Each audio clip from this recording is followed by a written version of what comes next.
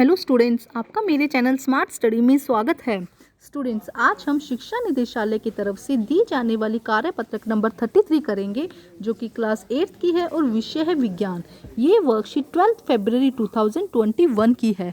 तो आइए शुरू करते हैं आज की वर्कशीट शुरू करने से पहले प्लीज़ मेरे चैनल को सब्सक्राइब कर दीजिए। तो आइए देखते हैं आज की वर्कशीट, जंतुओं में जनन। आज हम जंतुओं में अलैंगिक जनन के बारे में जानेंगे। जनन का वह प्रकार जिसमें केवल एक ही जीव भाग लेता है उसे अलैंगिक जनन कहते हैं। तो बेटा, हम पिछली वर्कशीट में भी लैंगिक जनन और अलैंगिक जनन के बारे में पढ़ चुके हैं कि वह जनन जिसमें सिर्फ एक ही जनक जो है वो भाग लेता है, एक ही जीव पार्टिसिपेट करता है, उसे हम क्या कहते हैं, अलैंगिक जनन। और जिसमें नर व मादा युग्मक मिलकर क्या बनाते हैं, नए जीव को बनाते हैं, उसे हम लैंगिक जनन कहते हैं। तो यहाँ पे आपको डिफरेंस एकदम क्लियर हो गया होगा कि जब एक ही जीव से नया जीव बनता है तो उसे अलैंगिक जनन कहा जाता है। अब जब एक ही जीव से नया जीव बन रहा है तो जो बनने वाला नया जीव है वो अपने पेरेंट का रिजेंबल होगा, मतलब एकदम उसकी कॉपी ही होगा, उसकी प्रतिलिपि ही होगा। समझे बात? मतलब कि देखो, इस तरह से ये कोशिका दी गई है, ठीक है। अब इसमें क्या हुआ, ये कोशिका ये डिवाइड हो गई 2 पार्ट्स में, ठीक है, इस तरह बन गई। तो ये जो दोनों कोशिका बनेगी, जो नई जीव बनेगा, वो एकदम अपने पेरेंट्स के जैसा ही होगा। क्यों? क्योंकि यहाँ पे कोई कॉम्बिनेशन तो हुआ ही नहीं है, जो सेल्स थे वो डिवाइड हो गए बस 2 पार्ट्स में। तो जो नई जीव बनेंगे वो एकदम अपने पेरेंट्स के जैसे ही होंगे। और ऐसा किस में होता है, अलैंगिक जनन के अंदर। तो देखो क्या कहा गया है कि जनन का वह प्रकार जिसमें केवल एक ही जीव भाग लेता है उसे अलैंगिक जनन कहते हैं। इस प्रकार के जनन में संतान अपने माता पिता या अपने जनक की प्रतिलिपि होती है, मतलब कि जो भी सेल डिवाइड होकर 2 सेल्स में बना दी, ये दोनों एग्जैक्ट कॉपी होगा अपने पेरेंट की। जो भी जीव इसको बना रहा है उसकी प्रतिलिपि का मतलब यहाँ पे कॉपी है कि उसकी एग्जैक्ट कॉपी होगा। उदाहरण, हाइड्रा और यीस्ट में मुकुलन, अमीबा में द्विखंडन। तो यहाँ कुछ उदाहरण दिए गए हैं, हाइड्रा, यीस्ट और अमीबा। इनमें कैसा होता है, अलैंगिक जनन होता है। तो आइए समझते हैं हाइड्रा में मुकुलन। हाइड्रा में मुकुलन किस तरह से होता है। हाइड्रा के शरीर पर एक या एक से अधिक उभार जैसी संरचनाएं उत्पन्न हो जाती है, जिसे मुकुल कहते हैं। देखो समझो, यहाँ पे डायग्राम से भी हम अच्छे से समझेंगे कि जैसे कि ये हाइड्रा है, ये क्या है, हाइड्रा है, ठीक है, ये हाइड्रा है। अब होता क्या है, हाइड्रा पर क्या हो जाता है, एक उभार सा बन जाता है, एक या एक से अधिक। इस तरह से इसी की संरचना से क्या हो जाता है, ये उभार बन जाता है। और यही उभार क्या करता है, धीरे धीरे वृद्धि करता है। इस तरह से देखो, इस तरह से वृद्धि करना शुरू कर देता है। और फाइनली जब ये अच्छे से वृद्धि कर लेता है तो ये यहाँ से टूट कर क्या हो जाता है, अलग हो जाता है। यहाँ से टूट कर क्या हो जाता है, अलग हो जाता है और नया हाइड्रा बना देता है। यहाँ तक बात समझ में आई? देखो पहले क्या हुआ, सिर्फ एक उभार आया, फिर इसने यहाँ से ग्रोथ करना शुरू किया, फिर और अच्छे से ग्रोथ किया, और फाइनली देखो यहाँ से क्या हो गया, अलग हो गया, टूट कर ये नया जीव बना देगा। तो अब हम इसको समझते हैं। देखो क्या कहा गया है कि हाइड्रा के शरीर पर एक या एक से अधिक उभार जैसी संरचनाएं उत्पन्न होती है, जिसे मुकुल कहा जाता है। तो इसको हम क्या कहेंगे, मुकुल कहेंगे, ठीक है। ये मुकुल धीरे धीरे विकसित होते हैं और विकसित होकर यह मुकुल मात्र जीव से अलग हो जाते हैं। इस प्रकार एक नया जीव या हाइड्रा बना देते हैं। तो धीरे धीरे वृद्धि करके ये नए जो अपने जीव हैं, अपना जो पेरेंट जीव है उससे क्या हो जाते हैं, अलग हो जाते हैं और नया जीव बनाते हैं। यीस्ट जैसे जीवों में यह उभार जनक जीव कोशिका से जुड़े रहते हैं। अब देखो यीस्ट में क्या होता है, ये अपने जनक कोशिका से, जैसे कि यीस्ट है, देखो ये देखो यहाँ पे दिया गया यीस्ट, तो ये क्या करते हैं, इस तरह से क्या करते हैं, जुड़े ही रहते हैं। इस तरह से ये यीस्ट कोशिका है, उसमें एक मुकुल आया, फिर इस तरह से ये क्या करते हैं, अपने पेरेंट बॉडी से क्या करते रहते हैं, जुड़े ही रहते हैं, ठीक है। और उसके बाद बहुत टाइम बाद ये क्या होते हैं, अलग अलग हो जाते हैं, ठीक है। तो यहाँ पे ये डिफरेंस है, ध्यान रखेंगे। उसमें तो क्या हुआ, जैसे ही विकसित हुआ ये अलग हो गया, जबकि यीस्ट कोशिका में एक के बाद इस तरह से क्या होता रहता है, मुकुल होता ही रहता है। हाइड्रा में मुकुल से नया जीव विकसित होता है, इसीलिए इस प्रकार के अलैंगिक जनन को मुकुलन कहते हैं। हाइड्रा में क्या होता है, एक मुकुल से क्या होता है, नए जीव, पूरी तरह से नया जीव बन गया, इसीलिए इस जनन को हमने क्या कहा, मुकुलन कहा। अलैंगिक जनन को समझ में आ गया होगा। देखो क्या हुआ, ये हाइड्रा है, यहाँ पे क्या हुआ, एक मुकुल विकसित हुआ, फिर धीरे धीरे उसने ग्रोथ कर ली, और ग्रोथ करके वो क्या हो गया, यहाँ से पेरेंट बॉडी से अलग हो गया और नया जीव बना दिया। इस प्रोसेस को हमने क्या कहा, मुकुलन। अब देखते हैं अमीबा में द्विखंडन। अमीबा एक कोशिकीय जीव है जिसमें अलैंगिक जनन की क्रिया एक केंद्रक के 2 केंद्रकों में विभाजित होने से शुरू होती है। तो देखो ये अमीबा की कोशिका है, इसमें क्या है, ये इस तरह का इसका केंद्रक है, और यहाँ पे क्या है, साइटोप्लाज्म या कोशिका द्रव्य है। अब होता क्या है जनन की प्रक्रिया में, जो सबसे पहले ये अमीबा की स्ट्रक्चर है, जो केंद्रक है वो क्या हो जाता है, विभाजित होना शुरू हो जाता है।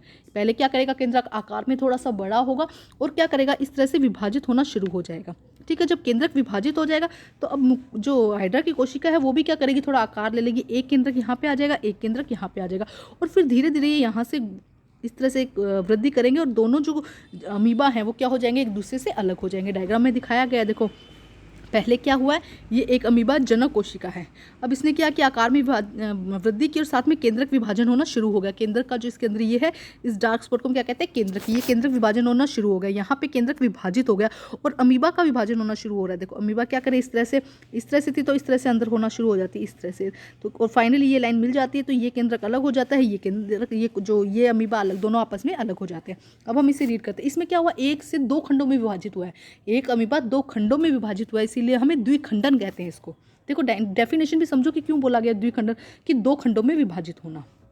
अब देखते हैं, अमीबा एक कोशिकीय जीव होता है जिसमें अलैंगिक जनन की क्रिया एक केंद्रक के 2 केंद्र में विभाजन होने से शुरू होती है। देखो यहाँ पे शुरू हो गई।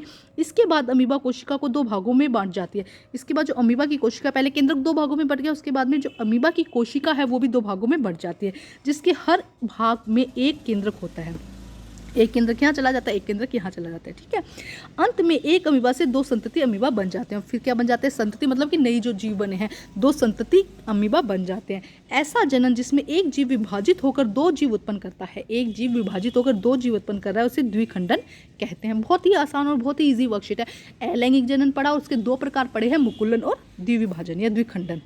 अब हम करते हैं इसके क्वेश्चन आंसर। क्वेश्चन नंबर 1, मुकुलन व द्विखंडन को परिभाषित कीजिए। तो बहुत अच्छे से आपकी वर्कशीट में ही दिया गया है बेटा, और कहीं से लिखने की जरूरत नहीं। देखिए पहले ये लिखेंगे, ऐसा जनन जिसमें एक जीव विभाजित होकर 2 नए जीव को बनाता है उसे हम द्विखंडन कहते हैं। इसका उदाहरण लिख दीजिएगा, अमीबा। एग्जाम्पल बेटा जरूर याद कीजिएगा। उसके बाद हाइड्रा में मुकुल से नया जीव विकसित होता है, इस प्रकार के अलैंगिक जनन को हम मुकुलन कहते हैं। ये हो जाएगा इसका आंसर नंबर 1 का, ठीक है। अब हम करते हैं नेक्स्ट क्वेश्चन, क्वेश्चन नंबर 2।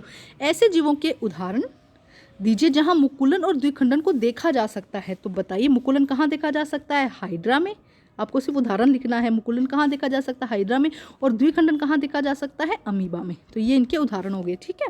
आप ईस्ट भी लिख सकते हैं, लेकिन मुकुलन हाइड्रा में लिखिए और द्विखंडन कहाँ लिखेंगे, ईस्ट में लिखेंगे, अमीबा में लिखेंगे। क्वेश्चन नंबर 3 बताइए क्या कहता है। देखो, अमीबा अलैंगिक जनन में नए जीव के जनक जीव की प्रतिलिपि को क्यों कहा जाता है। देखो, नए जीव को जनक जीव की प्रतिलिपि क्यों कहा जाता है, क्योंकि वो एक ही जीव से बन रहा है और एग्जैक्ट उसकी कॉपी ही होता है। यहाँ पे कह रहे हैं कि वो जो नया जीव बन रहा है वो पेरेंट की कॉपी क्यों है, ऐसा क्यों कहा जाता है कि उसकी प्रतिलिपि है, क्योंकि वो एक ही जीव से बन रहा है, कोई कॉम्बिनेशन हुआ ही नहीं। जैसे कि लैंगिक जनन में होता है, नर और मादा युग्मक का क्या होता है, संलयन होता है, निषेचन की प्रक्रिया होती है। यहाँ पे ऐसा कुछ नहीं है, यहाँ से एक ही जीव क्या होता है, 2 भागों में विभाजित हो गया या उसमें उभार आ गया और उससे नया जीव बन गया।